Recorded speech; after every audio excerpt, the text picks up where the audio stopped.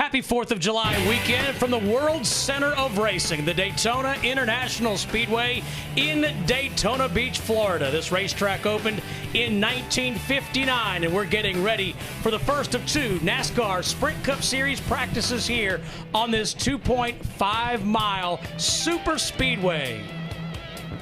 And hi, everybody. Glad you're with us. Steve Burns, Larry McReynolds, and Jeff Hammond. And you know what, Larry? You look at this place, and it looks like raw, brute horsepower. But as long as we've been coming here, everybody talks about handling. What specifically does that mean? And even more so in July than in February because it's much warmer. And, you know, people always relate Daytona and Talladega to each other because they're both restrictor plate racetracks. And let's face it, there's only a 1/10 of a mile difference in the length. Totally two different racetracks. One driver said this week, Talladega is like an 8-lane wide interstate, which is nice and smooth. Driving at Daytona is like being on a 2-lane curvy road through the woods. You're always working the wheel, and you never know what bump your car is going to hit or how it's going to land when it hits that bump. You always have to get up on top of the wheel just to survive here at this 2.5-mile track. And Jeff, one other thing, we have many things to add to the mix, but one thing, we are down to 9 races left to get in to the chase for the championship. There are so many agendas out there right now. I talked to a lot of the teams, and especially their crew chiefs that are back there in that 9th, 10th, 11th, 12th position, and they're kind of counting it down. It's a countdown situation. If you don't mind using that term, 9 to go.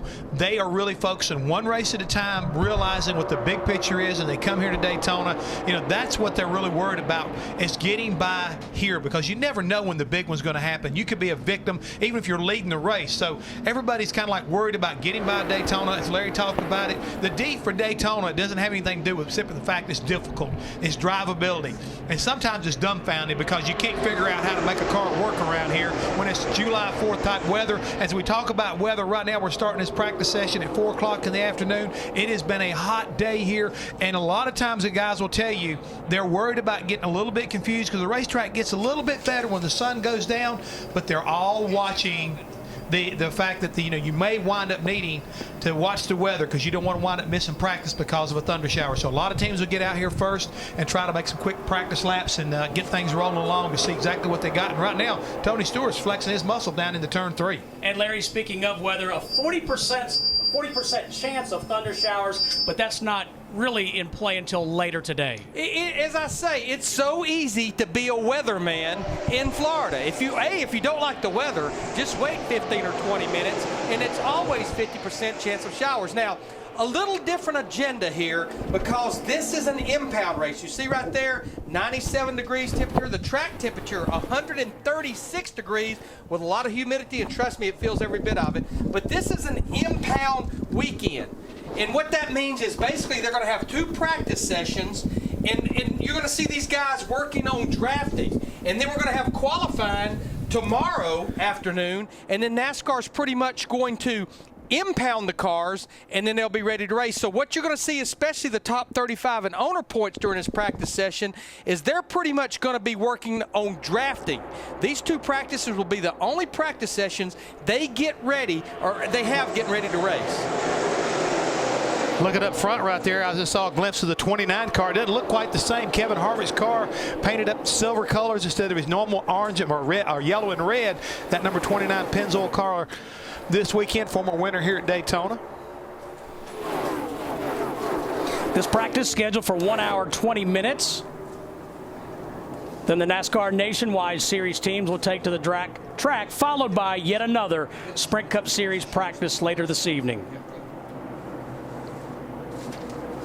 Qualifying for the Sprint Cup Series teams is tomorrow here on Speed, 4 o'clock Eastern. And Steve, right quick as we take a look off of turn 4, I mean, we've got a big pack of cars coming at us down here during this first practice session. Everybody's got kind of gathered up. We're looking at Reed Sorensen at number 43 on the bottom, and there's the 29 of Kevin Harvick on the outside, being pushed by Michael Waltrip, who also knows his way to victory lane here at Daytona.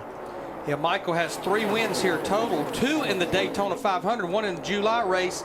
A big press conference and announcement up at Michael Waltrip Racing this coming Tuesday, and I have been told that when that press conference is over, we will know everything. We'll know the whole story. They're not just going to give us half of it on Tuesday and half of it to follow. We will know more than likely what the story on this 55 Napa car will be in 2010. Now, I work with him every Monday, and I don't have a clue. I don't have a come clue, on but now. we're being No, told. he won't. He will not. But, hey, the thing is, if you go ask his brother, Darrell Waltrip, I'm sure Darrell will tell you the same thing. He probably didn't have a clue either. Michael is playing these cards very close to the vest. But, guys, another thing I want to watch here right quick, almost 3 wide here in the front straightaway.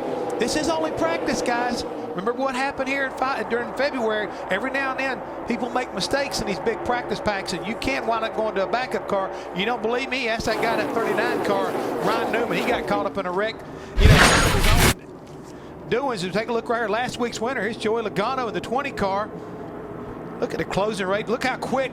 Whoa! Clint Boyer gets in the back of that 20 car. I mean, he really got a big pull off that draft down in turn 3, it looks like. And remember how many problems Joey Logano had here in Speed Weeks back in February. It was quite the learning curve. It was a character-building experience for Joey, Greg Zipadelli. They actually ended up running pretty good in the 500, and he got into trouble coming off of turn 4, coming into the trial oval, ended up finishing 43rd. But when we were at Talladega just a couple of months ago, he ended up getting a top 10 finish in that 20. But I'll go back and say what I said earlier, guys. When you think about Daytona, it may be the birthplace of speed or however you want to quantify it. But that D also means D for degree of difficulty, because this racetrack is a tough racetrack to race on, to get a grip on, and it can make you look like a fool. Well, Jeff Gordon, a 6-time winner here on the high banks. Marty Snyder has an update.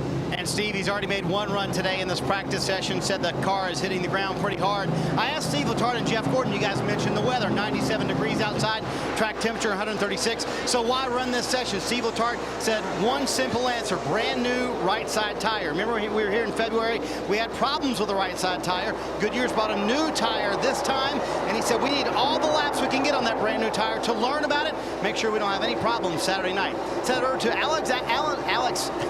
Adam Alexander. I can say your name, Adam. That's right. Third time is a charm, Marty. Thank you very much. And you talk about a reason to go out and practice number 1. Carl Edwards had a good one. He's got a brand new race car for Saturday night's race. Why? Well, remember the last time we had a restrictor plate event? Talladega. Brad Keselowski won. Cousin Carl had that magnificent crash going to the finish line. The car was no good. Carl is fine, and he's got a brand new race car here this weekend, and he should be confident. Back-to-back top 5s in July in the last 2 summer races, guys. Yeah, when we were here in February, the right side tires had little cuts, or they were what we call blading. So what NASCAR did, and Goodyear did mainly, is they brought about a dozen teams here about a month and a half ago and developed this new right side tire. David Reagan, Casey Mears, Jamie McMurray, and Joey Logano quickest early in this practice. Sultry summer afternoon here at the Daytona International Speedway. 1 hour and 20-minute practice underway on the high banks of Daytona. Glad you're with us on this 4th of July weekend. You know, Steve, I feel compelled, and we do this every time we come to Daytona or Talladega, with the exception of Speed Weeks in February, is why those 3 restrictor plate races, this race and the 2 Talladega races, why only those 3 are impound. And it's simple. It's trying to cut the cost of doing business at these restrictor plates racetracks. The money that owners and teams spend on just items to do 2 qualifying laps is astronomical.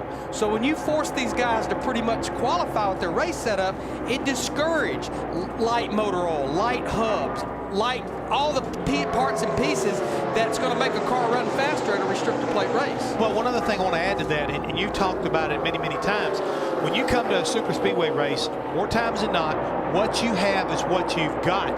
And what I mean by that, most of the development work, most of the speed that's been found has been found on chassis dynos and the engine department, as well as the wind tunnels. Keep the car up off the racetrack, because NASCAR issues are the springs, the shocks. They make you set the spoiler a certain way. There's so many things that you're kind of like locked into. You don't really need to make a lot of adjustments. You come down here, go run your practice sessions, work on it front just a little bit, you're pretty much ready to race.